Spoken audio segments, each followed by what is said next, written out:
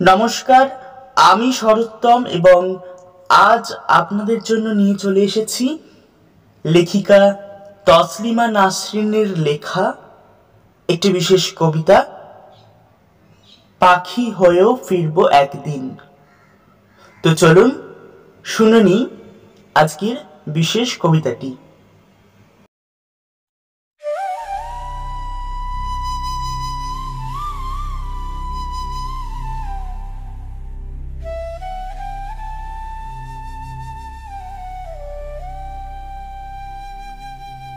আমার জন্য অপেক্ষা করো মধুপুর নেত্রকোনা, অপেক্ষা করো জয়দেবপুরের চৌরাস্তা। আমি ফিরবো ভিড়ে হট্টগোল খরায় বন্যায়।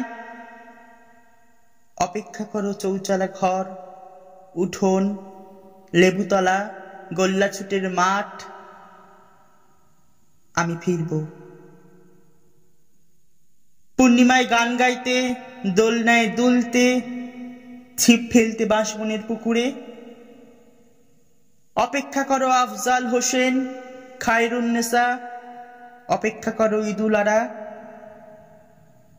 আমি ফিরবো ভালোবাসতে, হাসতে, জীবনের সুতোয় আবার স্বপ্ন গাঁথতে। অপেক্ষা করো মতিঝিল, শান্তিনগর, অপেক্ষা করো ফেব্রুয়ারি বইমেলা। আমি ফিরবো মেঘ উড়ে যাচ্ছে পশ্চিম থেকে পূবে, তাকে কফোটা জল দিয়ে দিচ্ছি চোখের, যেন গোলপুকুর পাড়ের বাড়ির টিনের চালে বৃষ্টি ধুয়ে ঝরে।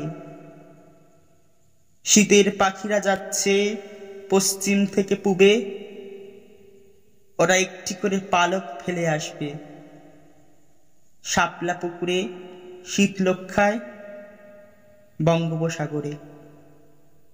ব্রহ্মপুত্র শোনো, আমি ফিরবো। শোনো শালবন বিহার, মহাস্থানগড়, সীতাকুণ্ড পাহাড়। আমি ফিরবো যদি মানুষ হয়ে না ফিরি, পাখি হয়ে ফিরবো একদিন।